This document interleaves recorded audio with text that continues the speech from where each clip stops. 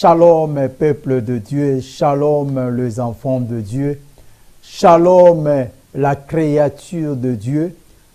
Partout où vous êtes, je vous salue au nom de notre Seigneur Jésus-Christ, le seul qui a pu nous sauver de toutes sortes de difficultés, de malédictions, toutes sortes de problèmes, le seul qui a pu nous sauver, nous faire sortir de ces choses, afin que nous puissions retrouver ce qu'on appelle le salut, afin que nous puissions retrouver l'état de la création quand Dieu a créé l'homme.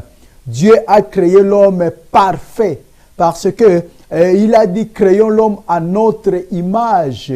Donc Dieu ne pouvait pas créer quelqu'un à son image pendant que cette personne, depuis sa créature, puisse être sale ou avoir le péché. Non, Dieu a créé l'homme parfait. L'homme dans sa créature était parfait.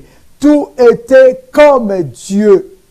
Tout marchait comme Dieu dans la créature de l'homme. La création, c'était l'œuvre la plus merveilleuse. Même Dieu était content d'avoir créé l'homme. C'est pour cela qu'il l'a créé à son image. Il a créé à sa ressemblance, la création. Je vous salue dans le nom puissant de Jésus.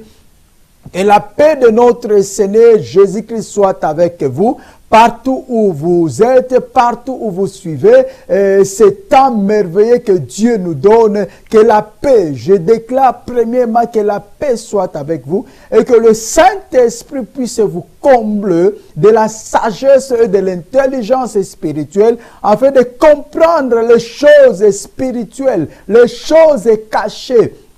Oh bien-aimé, je commence par là. Jésus disait aux disciples, soyez heureux, car ces choses, beaucoup ont entendu, et beaucoup ont patienté, beaucoup ont demandé pour qu'ils puissent vivre cela. Mais les choses cachées que Dieu a cachées à tant de prophètes, de grands prophètes comme des Isaïe, des grands prophètes comme des Ézéchiel, ils ont vu Dieu, ils ont vu l'Éternel, mais ils l'ont vu par des messages, par des songes, ainsi de suite. Et Jésus disait aux disciples, arrêtez-vous, car ces choses, le Père l'a caché aux sages, les pharisiens qui étaient des sages, les gens qui ont beaucoup étudié, mais ils n'ont pas compris le mystère caché, les choses spirituelles, la révélation. Heureux êtes-vous, car Dieu a révélé ces choses en vous. Dieu l'a révélé en vous.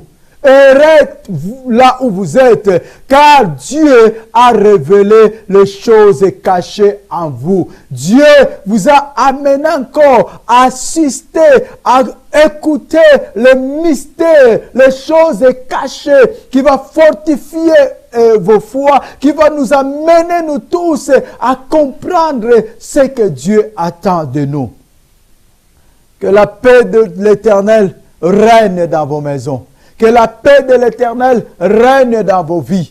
Partout où vous avez accueilli ces messages, je déclare que la paix du Seigneur soit avec vous. Dans le nom précieux de notre Jésus. Il a dit lui-même, là où vous irez, si les gens vous reçoivent, déclarez que la paix soit dans cette maison ou dans cet endroit. Alors, comme à ce moment, vous m'avez accueilli pour écouter la parole de l'Éternel. Pas pour écouter ma parole, mais pour écouter ainsi dit l'Éternel, que la paix du Seigneur règne, comme sa parole le dit.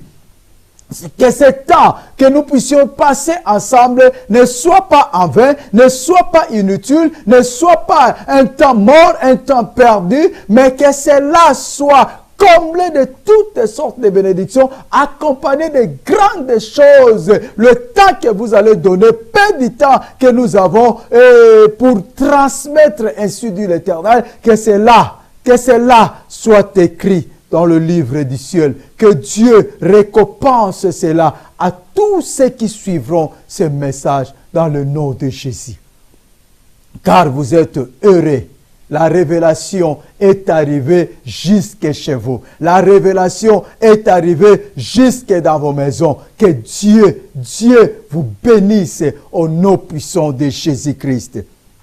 Oh, bien-aimés, nous sommes toujours dans le temps que nous sommes en train de parler de la vie nouvelle. Une vie nouvelle. La vie que tous les chrétiens doivent vivre, la vie que Dieu a désirée, la vie que Dieu a donnée pour l'être humain. Dans la créature, comme j'avais dit, la création, Dieu a créé l'homme pour que l'homme puisse vivre heureux. Dieu n'a pas créé l'homme pour souffrir. Dieu n'a pas créé l'homme pour lui faire souffrir. Dieu ne pouvait pas créer un être semblable à lui pour lui faire souffrir. D'abord, en vérité, Dieu n'a jamais souffert. La souffrance n'est pas... ne fait pas partie de la vie de Dieu. Donc, Dieu ne pouvait pas créer un être pour lui faire souffrir. Retenez que la Bible dit, on donne ce qu'on a. Et Dieu ne souffre jamais. Alors, dans la création, Dieu a créé l'homme pour que l'homme puisse vivre une vie merveilleuse, pour que l'homme puisse vivre une vie de joie, de paix, d'abondance, de toutes sortes de biens. Donc, Dieu a créé l'homme dans le confort. L'homme a été créé vraiment dans le confort. C'est cette vie que nous sommes en train de parler, une vie nouvelle. Pourquoi vie nouvelle? Parce que l'homme a perdu cela lorsqu'il a commis le péché, lorsqu'il a désobéi. C'est pour cela que nous parlons d'une vie nouvelle. Donc ce qui veut dire l'homme a perdu tout ce que Dieu avait créé pour lui, le confort que Dieu l'avait mis, l'homme a perdu cela lorsqu'il a péché. C'est pour cela que Dieu a enlevé tout ce confort, parce que n'oubliez pas, c'est un Dieu qui aime l'obéissance. C'est un Dieu, c'est un papa qui aime que nous puissions lui obéir. L'obéissance, c'est la première chose que nous devons avoir pour accéder dans notre bénédiction, dans tout ce que Dieu a mis pour nous. C'est pour cela que l'homme a perdu cela lorsqu'il a désobéi à Dieu. Et c'est là que la souffrance est arrivée. C'est là que la souffrance a commencé. C'est là que la malédiction a commencé. Car dans la créature, lorsque Dieu a créé l'homme, il n'y avait pas la malédiction. Si nous lisons Genèse, nous allons le voir. Dieu n'a pas créé l'homme en lui maudissant, Dieu l'a créé l'homme en lui bénissant. Mais lorsque l'homme a désobéi, c'est là que la malédiction est arrivée. C'est pour cela que nous parlons d'une vie nouvelle. Donc ce qui veut dire, l'homme, dans sa naissance, l'homme n'est péché. Depuis sa naissance, l'homme grandit péché. Aussi longtemps, l'homme n'a pas encore reçu le Seigneur dans sa vie. Il est ancienne créature, comme la Bible le désigne. Lorsque l'homme reçoit le Seigneur, c'est là qu'il devient une nouvelle créature. Je ne vais pas retourner encore beaucoup. On parle même, Jésus parlait avec Nicodème. Il a dit, si un homme n'est né de nouveau, si un homme n'est né de nouveau, il ne peut pas rentrer dans le royaume des cieux. Donc ça demande une nouvelle naissance afin de vivre cette vie nouvelle.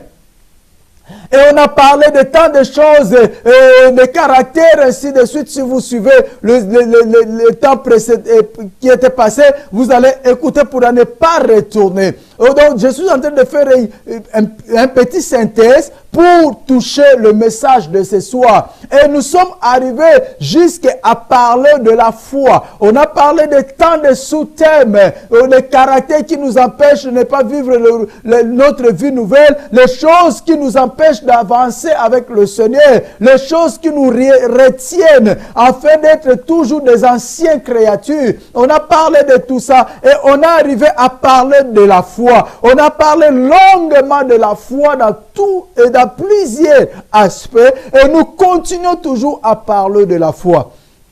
Vous savez, la foi, c'est le moteur. La foi, c'est la porte, c'est la clé, pardon. C'est la clé de toutes choses. C'est la clé de la bénédiction. C'est pour cela que nous allons voir, même le Seigneur Jésus-Christ, lorsque les gens guérissaient les gens, libéraient les gens, souvent c'était cette parole. Ta foi t'a guéri. Ta foi t'a sauvé. Donc la foi, c'est la clé. C'est la clé qui ouvre tant de choses, bien-aimés. Si tu manques la foi, c'est déjà, la porte est déjà fermée pour toi. Lorsque tu n'as pas la foi, cela veut dire que la porte est déjà fermée pour toi. Pour ouvrir la porte de ta bénédiction, tu as besoin de cette clé qui est la foi. Mais pas n'importe quelle foi. Parce qu'il y a tant de chrétiens aujourd'hui qui parlent de la foi, mais en vérité, ils ne croient pas. Ils parlent de la foi en réalité, mais en vérité, eux-mêmes ne croient pas. Ils ne croient plus. Ils parlent dans leur bouche, ils parlent de la foi, mais en vérité, ils ne croient plus. J'avais parlé de Marie et Marthe une fois. Jésus! Elle a confessé la foi. Oh! Elle a confessé la foi, mais en vérité, elle ne croyait pas. Lorsque le Seigneur lui dit, ton frère va ressusciter. Il dit non, je sais qu'il va ressusciter, mais ça sera au dernier jour. Pendant qu'il avait confessé la foi, elle avait parlé, si tu étais ici, mon frère n'allait pas mourir. Elle a confessé la foi, mais la foi qui ne croit pas. Elle-même ne croyait pas que son frère Lazare pouvait ressusciter le même jour, retourner encore en vie. Elle ne croyait pas. Elle croyait qu'elle va ressusciter au dernier jour. Elle croyait qu'on ne peut plus le toucher, on ne peut plus lui parler, on ne peut plus le voir. Ça sera au dernier jour. Beaucoup de chrétiens ont ce genre de foi. Donc, ils confessent la foi, mais ils ne croient pas. Ils ne croient pas que ce qu'il est en train de confesser peut arriver à cet instant même, à ce moment-là. Ils ne croient pas. C'est ça qui empêche. C'est ça qui nous empêche de ne pas vivre ce que nous déclarons. Parce que notre foi est tellement limitée. Je vais lire la parole de Dieu. Comme ça, nous allons continuer vraiment, que Dieu nous bénisse. Je suis dans le livre de Luc 8. Luc 8, je vais lire le 22e verset jusqu'au 25. Donc, Luc 18, 22 à 25. La Bible dit ceci. Un jour, Jésus monta dans une barque avec ses disciples. Il leur dit, passons sur l'autre rive du lac. Et ils partirent. Pendant qu'ils naviguaient, Jésus s'endormit. Une bourrasque fondit sur le lac. La barque se remplissait d'eau. Et ils étaient en danger. Ils s'approchèrent et les réveillèrent en disant, Maître, Maître, nous périssons. Il se réveilla, menaçant le vent et le flot qui s'apaisèrent, et le calme se fit. 25. Puis il leur dit, où est votre foi? Saisis de crainte et d'admiration, ils se dirent les uns aux autres, quel est donc celui-ci? Car il commande même au vent et à l'eau, et ils lui obéissent. La parole du Seigneur. Luc 8, 22 à 25 nous dit cette grande miracle que Jésus avait fait en menaçant le vent. Nous connaissons bien le vent, les tempêtes. Nous chantons même ça, nous parlons même ça. Ça devient même comme récitation de foi à la bouche de certains chrétiens ou à la bouche de certaines personnes. Ça devient comme des récitations. Il a menacé le vent et pendant qu'on prie, il a menacé le vent, que le vent se taise, que les tempêtes se taisent. Ça devient comme des récitations parfois. Mais dedans de ces passages, il y a quand même quelque chose de spécial. La chose de spécial, c'est quoi? La Bible dit, pendant qu'il traversait pour aller de l'autre côté, Jésus dormait. Jésus s'endormit. Il s'endormit. Moi, je dis toujours, pour voir. Il savait, c'est un Dieu. Il savait toutes les choses. Il savait ce qui arrive maintenant. Il sait ce qui arrivera demain. Il sait ce qui arrivera après 10 ans, 5 ans, ainsi de suite. Il sait toutes les choses. La Bible déclare qu'il ne dorme jamais et il ne somnole jamais. Mais ici, la Bible nous parle, il dormait, il s'endormait. Donc, il était là en sachant qu'il y a quelque chose qui va se passer et il savait aussi que j'ai donné tout. Ceux qui sont avec moi, ils sont capables de faire le miracle parce que je suis avec eux. Donc, ils ont le pouvoir de changer les choses. Ils ont le pouvoir de menacer le vent. Ils ont le pouvoir de menacer les tempêtes. Ils ont le pouvoir de guérir les maladies. Ils ont le pouvoir de tout. Jésus savait cela. C'est pour cela qu'il dormait tranquillement. Il était là, en sachant que oui, ceux qui sont avec moi, ils ont compris comment les choses fonctionnent. Il était tranquille, calme, il dormait. Pendant qu'on traversait les rives, pendant qu'on traversait, vous savez, il y a quand même beaucoup de personnes, même dans la voiture, ils n'arrivent pas à dormir. Beaucoup de personnes, même dans l'avion, ils n'arrivent pas à dormir. Mais imaginez maintenant, c'était une barque et il traversait l'eau et Jésus dormait. Si tant de personnes n'arrivent même pas à dormir lorsqu'ils se retrouvent dans une voiture, mais la Bible parle, il dormait.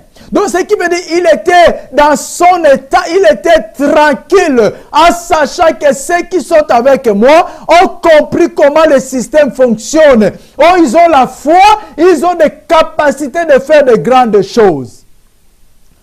Mais chose étonnante, bien-aimés, pendant qu'il y avait le vent, pendant qu'il y avait les tempêtes, ceux qui devaient faire les choses, ceux qui devaient activer leur foi, ceux qui devaient menacer le vent, ceux qui devaient menacer les tempêtes, c'est eux qui commençaient à pleurer, c'est eux qui commençaient à crier, à lancer des cris de lamentation, à lancer des cris de tristesse, à lancer des cris vers Jésus pour que Jésus puisse les sauver. La Bible dit, Jésus se réveilla, il menaçant le vent, il menaçant le vent et le vent s'apaisèrent. Mais question, ce que Jésus a dit, c'est là que nous allons toucher. 25, puis il leur dit, où est votre foi? Où est votre foi? Jésus ne pouvait pas poser cette question s'il n'était pas sûr que le disciple pouvait menacer ce vent, que le disciple pouvait calmer la situation. Il ne pouvait pas leur poser cette question. S'il les avait posé cette question, c'est parce que Jésus savait qu'ils étaient capables de faire ces choses. Ils étaient capables de menacer le vent, calmer la situation, mais ils n'avaient pas fait parce que ça leur manquait encore la foi. Leur foi était seulement de voir Jésus faire le miracle. Leur foi était limitée. Beaucoup de chrétiens aujourd'hui, ils ont la foi, comme je disais, mais une foi limitée. Une foi qui croit aux hommes et non à Dieu. Une foi qui voit que les choses, comment ça se passe. Ils sont là que pour admirer les choses. Ils sont là que pour apprécier les choses. C'est pour cela, ils ne peuvent même pas discerner si ce miracle vient de Dieu ou cela ne vient pas de Dieu. Ils ne peuvent pas. Parce qu'eux-mêmes, ils sont des aveugles spirituels. Parce qu'eux-mêmes ne connaissent pas comment est la notion de la foi. Ils ne connaissent pas. Ils sont là que suivre pour suivre. Ils sont là que marcher pour marcher. Mais ils ne savent pas. Ça leur manque la clé. La clé qui ouvre le ciel, qui est la foi. La foi qui fait des miracles. Pas n'importe quelle foi. Pas n'importe la foi qu'on voit aujourd'hui. Les gens parlent, les gens confessent, mais en vérité, ils ne croient pas. Où est votre foi? Où est votre foi? si vous avez la foi, vous devez dire à ces vents de se stopper, de se calmer. Cela devait arriver. Les vents devaient vous obéir. Mais quand vous manquez encore la foi, votre foi est basée sur les gens. Votre foi est basée lorsque je fais les miracles, lorsque je fais de grandes choses. C'est ça votre foi. Donc vous admirez la foi des autres. Vous êtes là pour accompagner la foi des autres. Et dans ce genre de situation, c'est difficile de voir la main de Dieu dans ta vie. Tu continueras à dire, les autres sont bénis, les autres aillent en avant, les autres vivent le miracle, les autres ceci et cela. Mais toi-même en personne, tu ne verras pas la gloire de Dieu. Tu ne verras pas de miracle de Dieu parce que ta foi est limitée. Ta foi, c'est pour admirer les autres. Ta foi, c'est pour regarder les autres faire les choses. Ta foi, c'est pour vivre les autres et non pour toi-même. Et non pour toi-même. Et cette foi ne te fera jamais avancer. Ne te fera jamais avancer.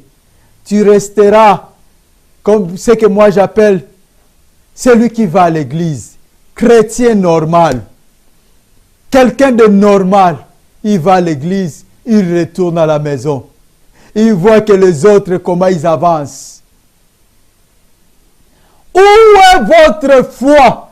Si vous avez de la foi comme ces petits grains de sénévé, vous direz à cette montagne, ôte-toi d'ici et va de l'autre côté. Cela vous sera accordé. Ce passage devient comme des récitations dans la vie de beaucoup de chrétiens. Ils parlent de ça, mais ils ne voient pas ces passages s'accomplissent dans leur vie parce qu'ils n'ont pas la foi. Parce que la Bible dit clairement, si vous avez de la foi, donc si tu prends ce passage, ça devient comme de la récitation dans ta bouche et tu ne vois pas de miracle. Cela veut dire que tu n'as pas la foi. Tu n'as pas juste cette petite foi qui peut déplacer les montagnes. Parce que Jésus ne parlait pas de grande foi. Si vous avez une foi tellement petite comme ces petits grains de moutarde de sénévé, vous allez dire aux montagnes, ôte-toi de là et va de l'autre côté.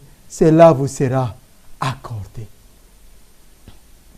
Juste une petite foi qui déclenche le miracle, qui fait de grandes choses. Ils étaient là admirés. Et pourtant, ils avaient la capacité de faire, au lieu d'admirer, mais de faire ce miracle, de dire au vent stop. Tes problèmes demeurent encore parce que ça te manque cette autorité, la foi autorité. Car la foi autorité n'attend pas, ne subit pas, mais la foi autorité agit. La foi autorité fait les choses et ordonne. C'est ça la foi autorité. Lorsqu'il y a une chose, lorsqu'il y a un problème, la foi autorité ordonne et met stop à toutes sortes de problèmes. Lorsqu'on a la foi. Souvenez-vous, Paul disait, l'esprit que vous avez reçu n'est pas l'esprit de timidité. Ce n'est pas un esprit qui subisse les choses. C'est un esprit qui agit. C'est un esprit qui fait les choses. La foi qui transforme les choses. La foi qui appelle à l'existence ce qui n'existe pas. La foi qui fait des miracles, des grandes choses. C'est ce que nous avons besoin. La foi petite, juste pour faire de grandes choses. C'est ça qui manque dans la vie de beaucoup de chrétiens. C'est ça. Ils sont là que pour admirer les autres. Ils sont là que pour apprécier les autres. C'est bien d'admirer les gens. C'est bien d'apprécier les gens. Mais ne restez pas dans cet état. Ne restez pas comme ça. Juste apprécier les autres. Oh, lui, quand il prie, il y a les choses qui changent. Tu as aussi le pouvoir. Lorsque tu pries, les choses changent. Tu as aussi le pouvoir. Lorsque tu déclares les choses et tu vois l'accomplissement. Mais ce qui te manque, si tu ne vois pas l'accomplissement, si tu ne vois pas ce que tu déclares s'accomplisse, c'est seulement question de la foi. C'est seulement question de la foi. Active ta foi et tu verras comment les choses vont changer. Va plus loin avec la foi. La foi, c'est une ferme assurance des choses qu'on espère. C'est une assurance ferme. Ce n'est pas quelque chose qui bouge. Je répète toujours cela. Ce n'est pas quelque chose d'instable. La foi, c'est quelque chose qui est stable. C'est quelque chose qui est vraiment confort. Quelque chose de lourd. Quelque chose vraiment efficace. Ce n'est pas quelque chose qui tremble à tout moment. Aujourd'hui, tu déclares ceci et demain, lorsque ça ne s'accomplisse pas, tu commences à se lamenter. Non, la foi, c'est ferme assurance, bien-aimé. Et nous avons besoin de cela, car c'est la clé. C'est ça qui ouvre le miracle. C'est ça qui ouvre le ciel.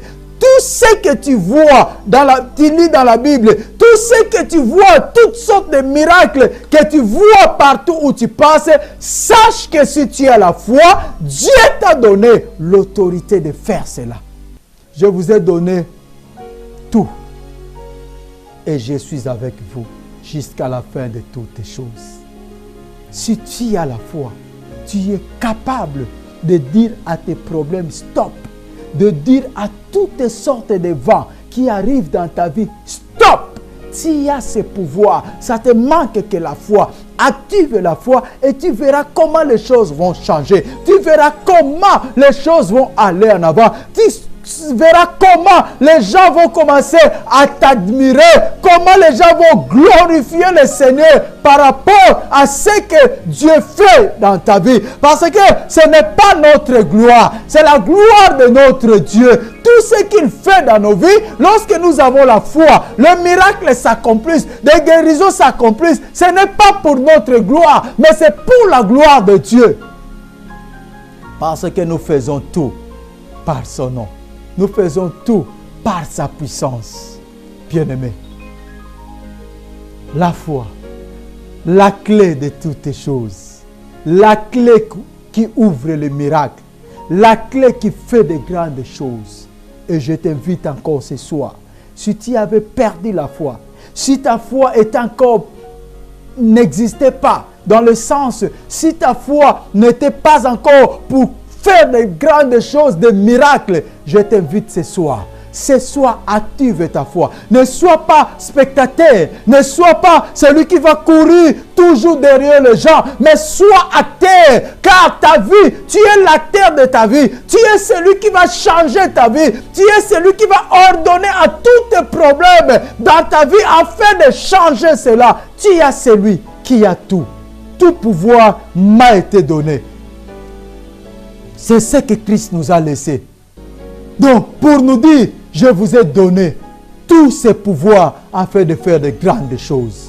Sois acteur de ta vie par la foi. Par la foi, bien-aimé, la clé de toutes choses. Je vous bénis au nom de Jésus. Active votre foi pour ne pas admirer que les autres, mais active votre foi pour faire aussi de grandes choses pour la gloire de notre Dieu. Que Dieu vous bénisse. Nous allons nous retrouver à la prochaine occasion que Dieu va nous accorder. Que la paix de l'Éternel reste avec vous. Priez pour la foi. Priez encore plus pour la foi afin que votre foi puisse grandir. C'est ça notre objectif, de faire de grandes choses. Que le Seigneur vous bénisse dans le nom de Jésus-Christ. Amen.